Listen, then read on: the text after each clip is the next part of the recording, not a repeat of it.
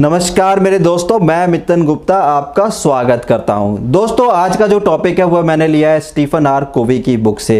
Stephen are कोवी की एक बहुत ही फेमस बुक है जिसका नाम है 7 habits of highly effective people, यानी कि जो लोग अपने जीवन में कामयाब होते हैं उनके पास कौन सी ऐसी 7 आदतें होती हैं जिसकी वजह से वह कामयाब होते हैं। दोस्तों, आदतें जो होती है वह हमारे आसपास के इन्वायरमेंट से बनती हैं, यानी कि किस तरीके के इन्वायरमेंट में हम रहते हैं उसी इन्वायरमेंट के हिसाब से हमारे पास आदतें होती हैं, और यही आदतें आपका जो भविष्य वह तय करने वाली होती हैं। लेकिन आप चाहें तो आदतें कभी भी बदल सकते हैं, यह आपके ऊपर डिपेंड करता है। तो वीडियो में दोस्तों मैं आप लोगों को बताऊंगा कि जो अपने जीवन में कामयाब होते हैं उनके पास ये 7 हैबिट्स होती हैं। अगर आप भी इन 7 हैबिट्स को अपने जीवन में अपनाएंगे तो आप भी कामयाब हो सकते हैं या कामयाब हो जाएंगे, क्योंकि मैंने कहा आदतें आप बदल सकते हैं चाहे तो सबसे पहला आता है बी प्रोएक्टिव। कहने का यहाँ पर मतलब है कि अगर कोई सिचुएशन आने वाली है तो उसके लिए अपने आप को पहले से प्रिपेयर कर लो, यानी बी प्रोएक्टिव। ऐसे लोग जो होते हैं जो अपने जीवन में कामयाब होते हैं तो उनको पता होता है कि किस टाइम पे क्या काम करना है, यानी कि अगर कोई काम कल आने वाला है तो उसकी तैयारी आज से ही कर ली जाए, यानी कि प्रोएक्टिवली बिहेव किया जाए। जैसे फॉर एग्जांपल के तौर पे अगर आपको अपनी हेल्थ के बारे में कुछ करना है या सोचना है तो उसके लिए एक्सरसाइज करनी पड़ेगी। ये हो गया प्रोएक्टिव, यानी कि आप कल को बीमार ना पड़े इसके लिए एक्सरसाइज करते हैं, तो ये एक प्रोएक्टिव वर्क है। दोस्तों, हेल्थ से याद आया, आज एक्सरसाइज के लिए वक्त निकाल लीजिए, नहीं तो कल डॉक्टर के लिए वक्त निकालना पड़ेगा, तो चॉइस आपकी है। चलिए दोस्तों, अब 2 नंबर पॉइंट की बात करते हैं। तो 2 नंबर पॉइंट है begin with the and in mind, यानी कि काम की शुरुआत करें तो आपको पता होना चाहिए कि आपको जाना कहाँ है, यानी कि जो गोल है वह आपको पता होना चाहिए कि आप कहाँ पहुंचना चाहते हैं, तभी काम की शुरुआत करें। अदरवाइज जो भी आप एफर्ट लगाएंगे वह यूजलेस एफर्ट है, क्योंकि आपने एक गोल सेट नहीं किया। तो जो भी काम करें आपके माइंड में क्लियर होना चाहिए कि आपको पहुंचना कहाँ है। जैसे फॉर एग्जाम्पल के तौर पर मैंने हेल्थ का लिया, तो अगर आपका टारगेट ये है कि आप अपना वजन कम करना चाहते हैं तो आपका गोल है कि आपका वजन कम करना है, तो कितना वजन कम करना है, हो सकता है कि 10 पाउंड कम करना है या फिर 20 पाउंड कम करना है, तो आपका गोल आपने सेट कर लिया। तो अब आप जब एक्सरसाइज करेंगे तो आपको पता है कि आपका गोल क्या है। ओके दोस्तों, number 3 point, put first thing first, यानी कि आपको काम की जो प्रायोरिटी है वह पता होनी चाहिए कि किस काम को पहले करना है, फिर किसको सेकंड नंबर पे करना है, किसको थर्ड नंबर पे और किसको फोर्थ नंबर पे।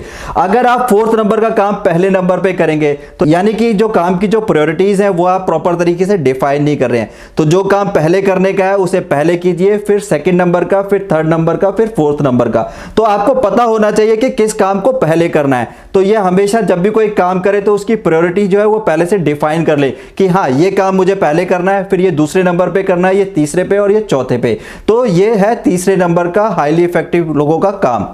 और दोस्तों, अब आता है नंबर 4, थिंक विन विन, यानी कि जब कामयाबी की तरफ आगे बढ़े तो अपने साथ दूसरे लोगों को भी कामयाब होने का मौका दे, यानी कि खुद भी जीते और दूसरे लोगों को भी जिताएं। तो क्योंकि ये कलेक्टिव वर्क होना चाहिए कि खुद भी जीत रहे हैं और दूसरे लोगों को भी जिता रहे हैं। तो हमेशा जो लोग हाईली इफेक्टिव होते हैं उनके अंदर ये क्वालिटी होती है, वह खुद तो आगे बढ़ते ही हैं और दूसरे लोगों को भी आगे लेके चलते हैं। तो जब सब लोग आगे बढ़ते हैं तो ये एक थिंक विन विन वाली पॉलिसी पे काम हो जाता है। दोस्तों, थिंक विन विन को मैं आपको एक एग्जांपल के थ्रू और समझाना चाहता हूं। जब मछली पकड़ने के लिए जाल समंदर में फेंका जाता है तो मछलियों के साथ कुछ केकड़े भी आ जाते हैं। जब केकड़े और मछलियों को जब अलग किया जाता है तो मछलियों को एक अलग बकेट में डाला जाता है और केकड़ों को एक अलग बकेट के अंदर डाला जाता है।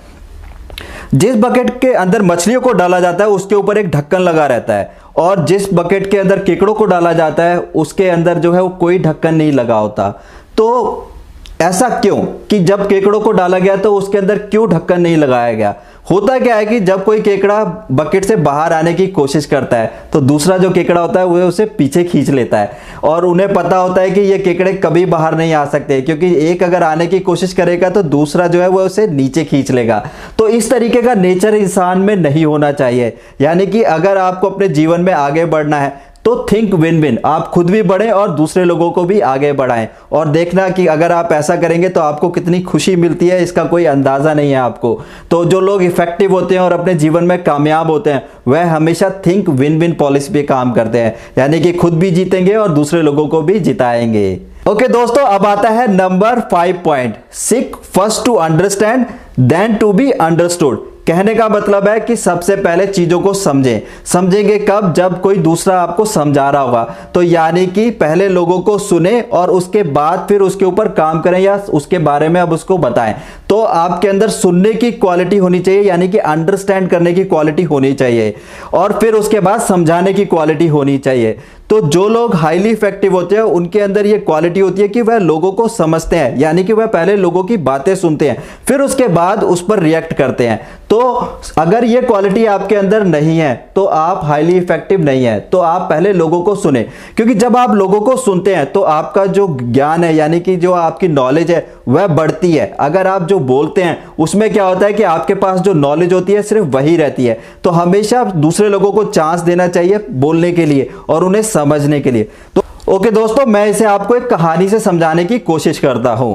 एक प्रोफेसर थे जिनके पास बहुत सारी किताबी नॉलेज थी। अब उन्हें लगा कि कुछ धर्म के बारे में भी जानना चाहिए, तो उन्होंने कुछ धर्म की किताबें पढ़ी और एक धर्मगुरु से जाकर के मिले और उन्होंने कहा कि मैं धर्म के बारे में और जानना चाहता हूं। लेकिन प्रोफेसर जब धर्मगुरु से मिले तो कंटिन्यूसली बोलते जा रहे थे कि मैंने इस धर्म के बारे में इस बुक में ये पढ़ा, मैं इस बारे में ये जानता हूं। तो धर्मगुरु ने उनको एक टी ऑफर की। सबसे पहले उनके लिए टी बनाई और प्रोफेसर को दी, और फिर उसके बाद अपने लिए टी बनाना शुरू किया। तो जब उन्होंने कप के अंदर टी डालना शुरू किया तो वह डालते रहे। प्रोफेसर ने नोटिस किया कि कप उनका भर चुका है और टी उससे बाहर आ रही है। लेकिन प्रोफेसर अब जो बोल रहे थे उन्होंने उसको स्टॉप किया अपने आप को और धर्मगुरु से कहा कि आपको पता नहीं है कि टी जो है वो बाहर आ चुकी है और कप से गिर रही है। तो धर्मगुरु ने कहा मुझे पता है कि टी जो है वो बाहर आ चुकी है और गिर रही है। उनका कहने का मतलब ये था कि जिस तरीके से ये कप जो भरा हुआ है अब इसमें कोई स्पेस नहीं है कुछ भी जाने के लिए, जिसकी वजह से वह बाहर की तरफ जो टी है वह गिरती चली जा रही है। तो धर्मगुरु ने प्रोफेसर से कहा कि जब से आप आए हैं तब से आप बोलते ही चले जा रहे हैं, आप मुझे ही बता रहे हैं कि ये ऐसा होता है, लेकिन जो मैं आपको बताना चाहता हूं उसके लिए आप सुनने के लिए तैयार नहीं हैं। तो जब तक आप अपना कप खाली नहीं करेंगे तब तक उसके अंदर टी जाएगी कैसे। कहने का यह मतलब है कि आप पहले स्टॉप होइए बोलना और दूसरे आदमी को सुनिए कि वह बताना क्या चाहता है, तभी क्या होगा कि आप दूसरे लोगों को अच्छे से समझ पाएंगे। तो हमेशा इस चीज का ध्यान रखना दोस्तों, पहले दूसरे लोगों को चांस दीजिए कि वह क्या बताना चाहते हैं। और वैसे भी जब आप दूसरे लोगों को सुनते हैं तो आपकी जो नॉलेज है वह बढ़ जाती है। दोस्तों अब आता है नंबर 6 पॉइंट, यह है सिनर्जीज। सिनर्जीज का मतलब होता है कि लोग मिलके काम करें, यानी कि एक टीम की तरह काम करें। जो लोग अपने जीवन में हाईली इफेक्टिव होते हैं वह हमेशा एक टीम की तरह काम करते हैं, यही उनकी खास बात होती है।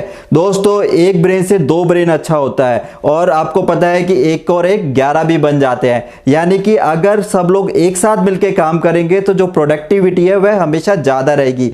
तो हमेशा टीम की तरह काम करें, यानी कि काम को डिफाइन कर लें कि एक आदमी ये काम करेगा, दूसरा आदमी ये काम करेगा, जिससे जो रिजल्ट रहेगा वह बहुत ही ज्यादा इफेक्टिव रहेगा। तो हमेशा एक टीम की तरह काम करना सीखें और लोगों की टीम बनाएं कोई भी काम करने के लिए। ओके दोस्तों, number 7 point, sharp the saw, यानी कि जो आपका औजार है उसे शार्प रखें। कहने का मतलब यह है कि जो भी मार्केट के अंदर जिस भी डोमेन में आप काम करते हैं तो उसकी जो नॉलेज है उसे अप टू डेट रखें। जो नॉलेज मार्केट में अवेलेबल है उसके बारे में जानें, जिससे कि क्या होगा कि आप अप टू द मार्क हैं। तो नई नई चीजों को सीखें, यानी कि अपने आप को डेवलप करते रहें। और डेवलपमेंट दोस्तों ऐसा होता है जो कंटिन्यूसली करना पड़ता है, आप उसे स्टॉप नहीं कर सकते क्योंकि चीजें लगातार बदलती जा रही हैं। तो जिस हिसाब से जमाना बदल रहा है आपको उसी हिसाब से बदलना पड़ेगा। तो यानी कि अपने आप को डेवलप करते रहें, तो आप जमाने के साथ कदम से कदम मिला के चल पाएंगे। दोस्तों ये जो 7 हैबिट्स हैं ये सभी के जीवन में लागू होती है। अगर जीवन में कामयाब होना है तो इन 7 हैबिट्स को अपनाना ही पड़ेगा। तो इन 7 हैबिट्स को अपनाइए और अपने जीवन में कामयाब होइए। उम्मीद करता हूं दोस्तों आप लोगों को ये वीडियो पसंद आया होगा। तो मेरे इस वीडियो को लाइक कीजिए और मेरे चैनल को सब्सक्राइब कीजिए। आप लोगों का दोस्त मित्तन गुप्ता, मिलता हूं अगले वीडियो के अंदर।